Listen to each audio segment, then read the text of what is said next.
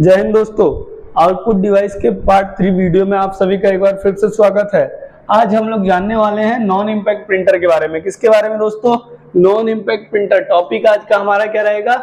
Non impact printer. ठीक है, वह प्रिंटर जिससे प्रिंटिंग के लिए इंक रिबन पेपर के ऊपर प्रहार नहीं करता है, अर्थात नॉन इम्पैक्ट प्रिंटिंग में क्या होता है, प्रिंट हेड और कागज के मध्य कोई भी संपर्क नहीं होता है। इसी कारण इसे हम लोग क्या बोलते हैं?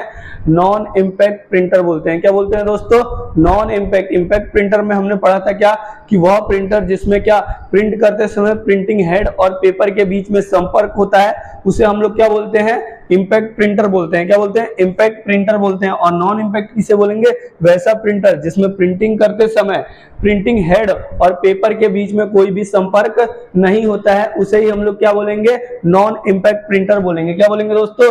नॉन इम्पैक्ट प्रिंटर बोलेंगे। इम्पैक्ट प्रिंटर में देखिए वहां देखते हैं फिर उसका, लेकिन इस प्रिंटर में उसका प्रयोग नहीं होता है। ठीक है, नॉन इम्पैक्ट प्रिंटर में प्रिंटिंग के लिए नोजल या इलेक्ट्रॉनिक तकनीक का प्रयोग किया जाता है। किसका? नोजल या फिर इलेक्ट्रॉनिक का प्रयोग किया जाता है। इलेक्ट्रॉनिक तकनीक का प्रयोग किया जाता है। इस प्रिंटर के द्वारा उच्च गुणवत्ता यानी कि हाई क्वालिटी वाले अक्षर और चित्र दोनों को प्रिंट किया जा सकता है। ठीक है दोस्तों, क्लियर है यहाँ? चलिए आगे देखते हैं नॉन इम्पैक्ट प्रिंटर। यहाँ आ गया नॉन इम्पैक्ट प्रिंटर के प्रकार होते हैं 4। कितने प्रकार के होते हैं दोस्तों?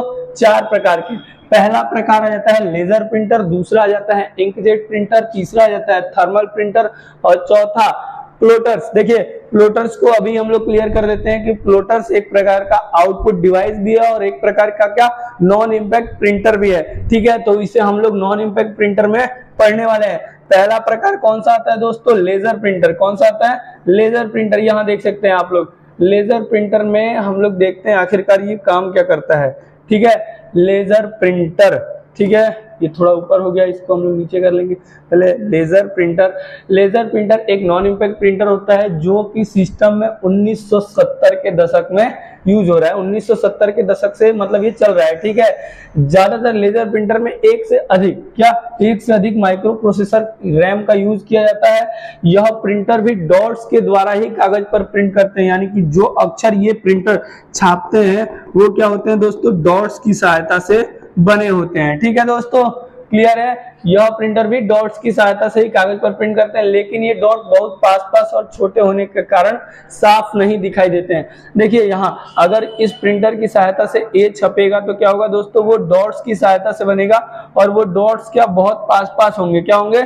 बहुत पास होंगे। इसी कारण से ये दिखाई नहीं देता है। इस प्रिंटर में कार्टेज का यूज किया जाता है जिसके अंदर क्या सूखी इंक यानी कि इंक का पाउडर भरा रहता है। ठीक है, लेजर प्रिंटर 300 से लेकर के 600 डीपीआई यानी कि डॉट पर इंच, ठीक है, 300 से लेकर के 600 डीपीआई तक की या उससे ज्यादा की रेजोल्यूशन यानी कि क्वालिटी से इसके क्वालिटी की छपाई करता है। ठीक है, जो लेजर प्रिंटर होता है उसकी क्वालिटी कितनी होती है? 300 से लेकर के 600 डीपीआई यानी कि 300 से लेकर के 600 डॉट पर इंच की छपाई ये करता है। चलिए अगला प्रिंटर हम लोग देखते हैं। अगला प्रिंटर आता है क्या? Inkjet printer. ठीक है, इंकजेट प्रिंटर में देखते हैं। इंकजेट प्रिंटर भी क्या है? एक प्रकार का क्या है दोस्तों? नॉन इम्पैक्ट प्रिंटर है जिसमें एक नोजल से कागज पर स्याही की बूंदों की बौछार करके कैरेक्टर्स या ग्राफिक्स को प्रिंट किया जाता है। दोस्तों देखते हैं क्या इसमें नॉन इम्पैक्ट प्रिंटर है ये, और इसमें एक नोजल की सहायता पर कागज की बूंदों को स्याही की बौछार करके कैरेक्टर एवं ग्राफिक्स को छापा जाता है। इस प्रिंटर का आउटपुट बहुत ही स्पष्ट होता है क्योंकि इसमें अक्षर का निर्माण कई डॉट्स से मिलकर होता है। रंगीन इंकजेट प्रिंटर में स्याही के 4 नोजल होते हैं जिसमें नीला, लाल, पीला और काला, इसलिए इसको CMY के प्रिंटर्स भी कहा जाता है। देखते हैं दोस्तों क्या कि इम्पैक्ट प्रिंटर का इंकजेट प्रिंटर को हम लोग क्या कहते हैं? CMY के प्रिंटर भी कहते हैं, तथा ये चारों रंग मिलकर किसी भी रंग को उत्पन्न करने की क्षमता रखते हैं, इसीलिए इनका प्रयोग सभी प्रकार के रंगीन प्रिंटर में किया जाता है।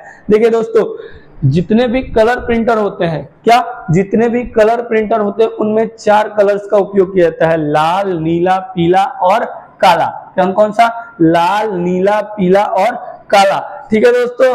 और ये जितने भी प्रिंटर, जितने भी रंगीन प्रिंटर होते हैं उनमें इनका यूज किया जाता है, और इसे शॉर्ट में हम लोग क्या बोलते हैं दोस्तों, CMYK। क्या बोलते हैं दोस्तों, CMYK। इसके बारे में आगे हम लोग विस्तृत रूप से जानेंगे दूसरी वीडियो में। चलिए देखते हैं तीसरा प्रकार इसका क्या है, थर्मल प्रिंटर।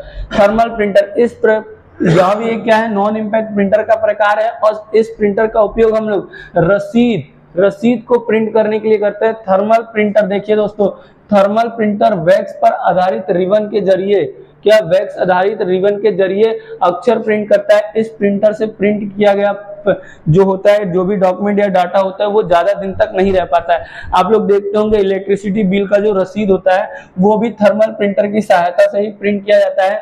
अगर उसको आप अपने घर में रख लें 1 महीने तक, तो उसकी जो छपाई होती है वो धीरे धीरे मिट जाती है। क्या हो जाती है दोस्तों, धीरे धीरे मिट जाती है।